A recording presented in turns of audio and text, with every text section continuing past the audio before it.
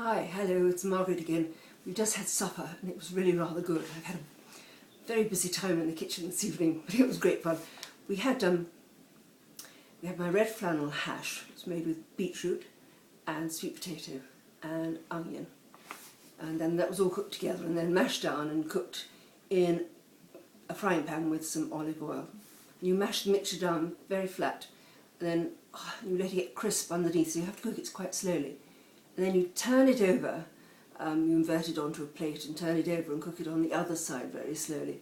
Mine did get a little bit charred around the edges, but that was okay. So we had that. And then we had purple sprouting. I steamed that and then I served it with a grating of Parmesan cheese on the top. So that was rather good, because it's so terribly good for you. So it's very nice. So we had that. And then, and I'm reading because I've got so many notes to make up.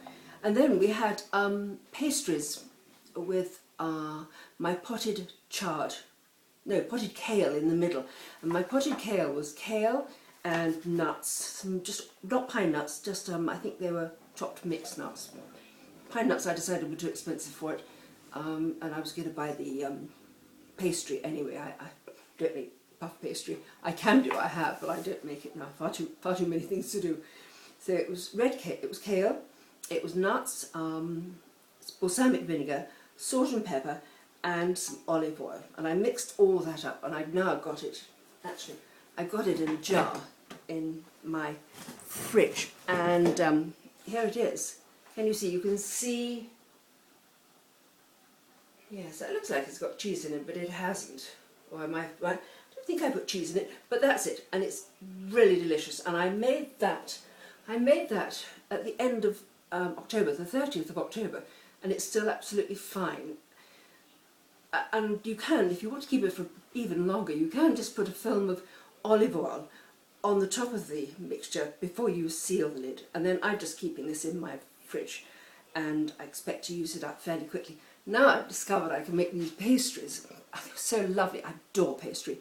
And it was little tiny squares of puff pastry, but you just unroll, cut out the slices, pop them onto a baking tray. You don't need to grease it or anything. And then you put 2 or 3 spoonfuls of your potted kale into the mixture, or anything. I mean, you could use, oh my goodness, you could use anything. You could use any vegetable mixture. You could, roasted vegetables would be delicious. You could use pate or cheese. The list is endless.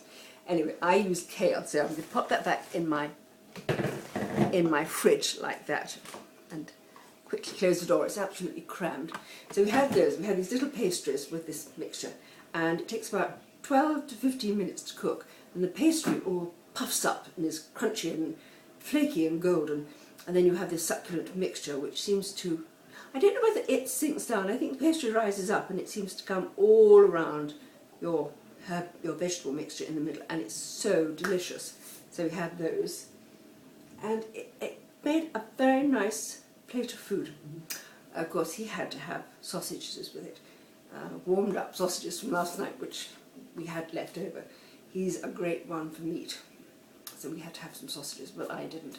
Oh, and then the other thing I did is a friend suggested that she knew somebody who used to make chips out of kale, because kale is quite a tough, fibrous green vegetable. And you just break it up into little tiny pieces, fairly small pieces, and pop it onto a baking tray and put it into a hot oven for just a very short while, depending how hot your oven was. I rather overcooked mine, but they still tasted rather nice, and they were crunchy. A little bit drying on the tongue, I found, but they were crunchy, and they were rather fun. Just something else to use with kale. So that was a really fun supper. And I'll write all about it in my blog, daisymorton.blogspot.com, and so you can see, and I'll put a few pictures up. So that should be rather fun. And let me think, oh yes, I've got another blog in mind. I'm going to Brogdale on Friday. That's at Faversham, Kent. It's the home of the National Fruit Collection of apples and pears and all sorts of wonderful fruit. And this is a special site.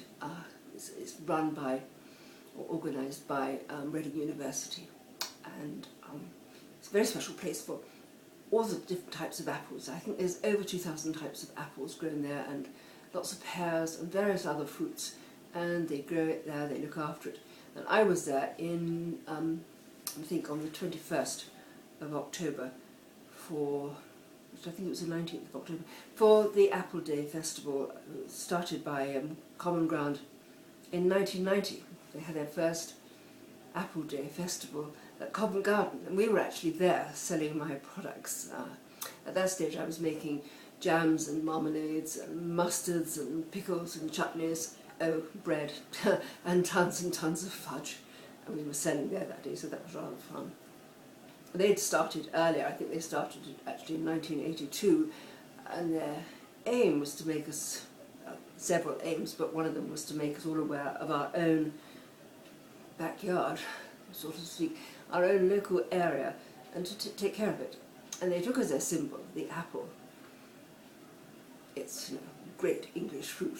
I mean, we used to have about 6,000 varieties in this country, and now basically we just have 6 that are sold, mostly because they suit the supermarket shelves, and I guess you really can't blame them. And of course a lot of the apples that we used to grow in this country frankly didn't travel. You had to pick them off the tree and eat them. Of course the storing ones will store, but that's another story. I'm rabbiting on. I do love talking food. Anyway, that's enough for tonight. It was a lovely supper. Do have a look and see. There's lots of ideas for you to try if you wish to. It's all good food and easy and all terribly good for you. Okay, bye for now. Speak to you again another day. Bye.